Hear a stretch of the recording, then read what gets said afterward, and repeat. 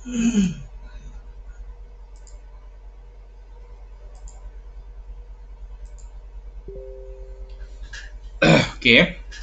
kita sambung balik minggu lepas. Minggu lepas kita belajar tentang apa itu mekatronik. Jadi mekatronik ni adalah gabungan bagi 4 elemen yang kita dah belajar sebelum ni. Okey, iaitu mechanical. Mechanical kita belajar tentang gear. Okey, tentang gear, tentang gelongsor, tentang apa semua yang melibatkan ni lah, tali sawat dan sebagainya. Okey, lepas tu dia belajar tentang elektrik, macam mana tenaga dibekalkan melalui sama ada melalui bateri ataupun melalui sambungan elektrik pada rumah. Ada 2 sumber kita dah belajar. Lepas tu tentang elektronik. Okey, elektronik ni adalah alat-alat elektronik yang berkaitan dengan sensor, berkaitan dengan LED, perintah dan sebagainya lah yang kita belajar pada tahun lepas, dan juga kawalan dan pengatur caraan. Yang tahun lepas kita belajar dengan menggunakan Arduino. Okey, jadi itu dia mekatronik, gabungan bagi 4 elemen ni tadi. Okey, kita perlukan 3 komponen, iaitu elektrik, mekanikal dan elektronik. Dan kita perlukan kawalan dan pengatur caraan untuk kita kawal supaya ianya boleh berfungsi secara automatik. Dan contoh-contoh yang cikgu dah bagi adalah seperti mesin basuh automatik, berbanding dengan mesin basuh manual. Mesin basuh automatik ni kita masuk kain saja, masukkan kain, tekan button on, semuanya automatik. Bila dah siap, kita ambil dan jemur je, tak payah lagi kita fikir cara nak mengeringkan dan sebagainya. Berbanding dengan mesin basuh manual, kita kena basuh dulu, dah basuh kena pindahkan pula ke pengering, baru boleh kita jemur. Jadi ini bukan mekatronik. Mesin basuh automatik lah mekatronik. Okey, tu kita tengok perbandingan pintu gelongsor automatik. Kita selalu tengok dekat kalau pergi Ipoh tu, dekat Jasco, kita nak masuk saja dia tahu dah ada orang, dia akan buka pintu secara automatik. Dan macam mana dia tahu adalah melalui sensor, sensor haba dan sebagainya. Bila ada haba je, dia akan buka. Okey, dan berbanding dengan pintu gelongsor secara manual, kita kena buka dengan tangan. Ini bukan mekatronik. Okey, jadi kita kaji apa setiap komponen mekatronik itu supaya kita boleh dapat lihat macam mana cara nak gabungkan dia menjadikannya sebuah alat yang kita boleh gunakan. Okey, yang pertama sekali tengok sistem elektrik. Okey, kita dah belajar tahun lepas ada 2 jenis arus yang dibekalkan. Yang pertama arus terus, ini bateri lah, dan juga arus ulang-alik. Arus ulang-alik ini selalunya dapat daripada bekalan kuasa elektrik pada rumah kamu. Bila kamu cucuk pelak tu, ini AU. Bila kamu guna bateri, AT, arus terus. Okey, jadi apa fungsinya? Membekalkan arus elektrik. Senang je. Fungsi elektrik ni membekalkan arus elektrik, dan sumber kuasanya boleh didapati daripada bateri. Bateri 1.5 volt, 3 volt, 9 volt, 12 volt, 24 volt pun ada, ataupun daripada sumber kuasa sehingga 240 volt daripada rumah kamu. Okey, itu yang pertama, elektrik. Yang kedua, sistem mechanical. Okey, kalau kita tengok daripada pintu gelongsor tadi, okey, elemen mekanikal yang digunakan adalah ini. Ini dipanggil apa ni? Rack and pulley,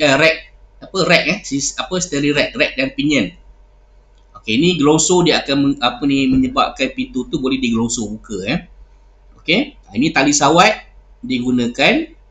selalunya digunakan untuk motor-motor berkuasa tinggi lah, dan juga pada kereta untuk menggerakkan, untuk memindahkan tenaga daripada enjin ke tayar. Itu tali sawat. Okey, jadi sistem mekanikal ni membolehkan satu produk itu berfungsi. Kalau sistem elektrik tadi dia membekalkan kuasa, sistem mekanikal tadi akan ambil kuasa elektrik dan membolehkan produk-produk ni berfungsi dengan cara memusingkan, menggerakkan komponen-komponen mekanikal ni, dan ianya membolehkan produk tadi berfungsi seperti contoh mesin basuh. Bila kita tekan switch on, itu elektrik. Jadi elektrik ni akan bekalkan kuasa kepada komponen mekanikal, dan komponen mekanikal tadi akan memusingkan drum dalam mesin basuh tu, membolehkan mesin basuh itu berfungsi. Okey. Itu yang kedua, sistem mekanikal sudah. Yang ketiga, sistem elektronik. Sistem elektronik ni digunakan untuk apa ni, kita bagi dia contohnya sensor lah. Kita membolehkan dia ada fungsi. Contohnya sensor kat sini.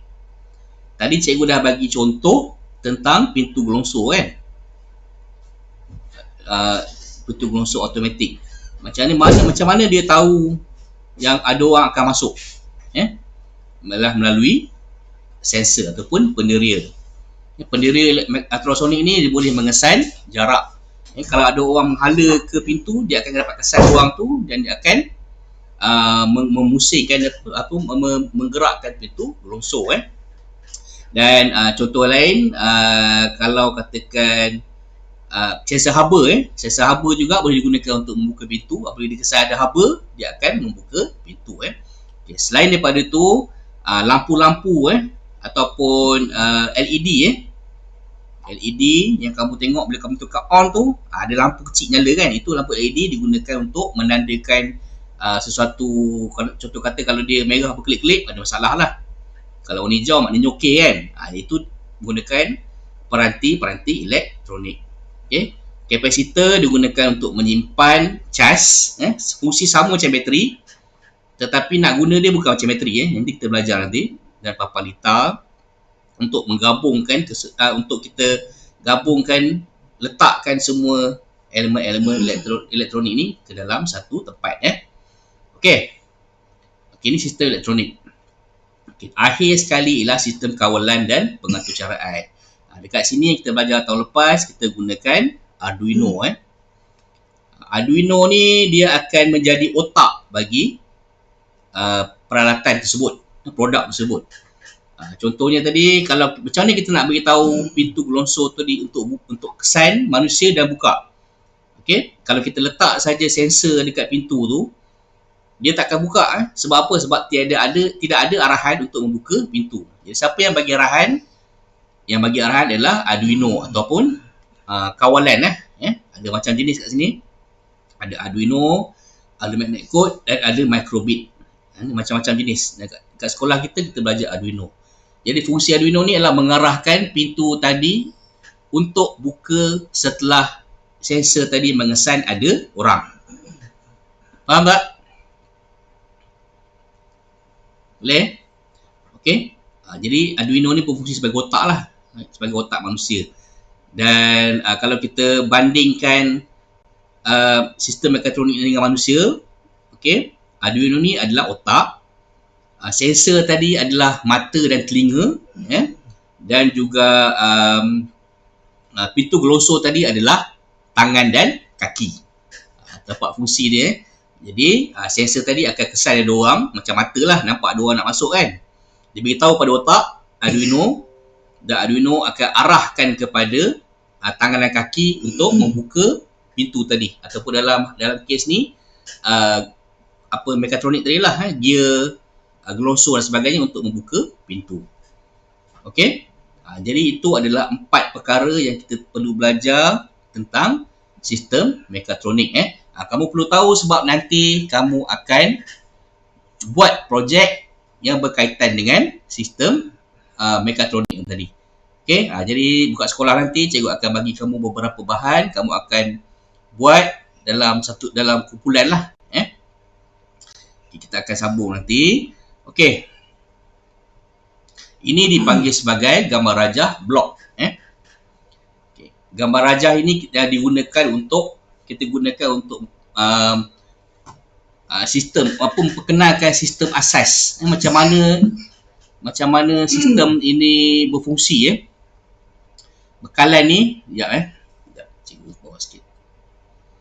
Bekalan ni adalah bekalan kuasa lah.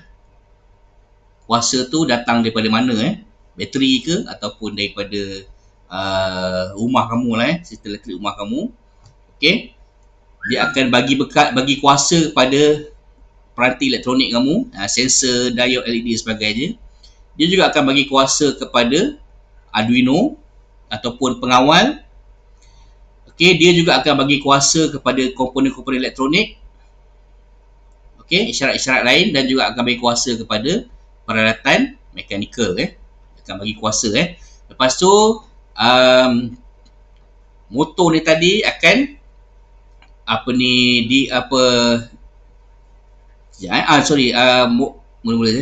kawalan pengatur syaratan ni. Okey, ini apa nama Arduino tadi. Okey, fungsinya adalah seperti otak manusia. Boleh Okey, dia akan menambah baikan isyarat pengeluaran dan pengantara buka, akan bagi arahan kepada komponen-komponen mekanikal. Okey, dan juga akan menambah baik isyarat pasukan dan pengantara muka interface ni. Jadi dia sentiasa berhubung antara empat benda ni tadi. Okey, tu macam mana sistem asas mekatronik ini dicipta. Okey, jadi tak sempat lah kot kita dah buat robot mainan nanti. Jadi kita buat yang mudah sajalah. Kita buat sensor dinding. Kita akan buat satu sistem di mana dia boleh mengesan dinding. Nanti kita akan buat dalam kelas kita nanti. Okey, itu sajalah kot hari ni. Kalau ada apa-apa soalan boleh tanya cikgu. Jadi hari ni tak ada latihan. Esoklah pagi cikgu bagi latihan supaya kamu boleh ingat balik apa kita belajar. Okey, ada soalan tak dekat ni? Ada apa tanya tak? Tak ada. Tak ada Okey, jadi itu sajalah. Kalau ada apa-apa nanti boleh mesej cikgu esok cikgu pagi esok cikgu aku bagi latihan. Okey, assalamualaikum warahmatullahi wabarakatuh. Okey, kita cikgu tamat kelas setelah ini. Terima kasih cikgu.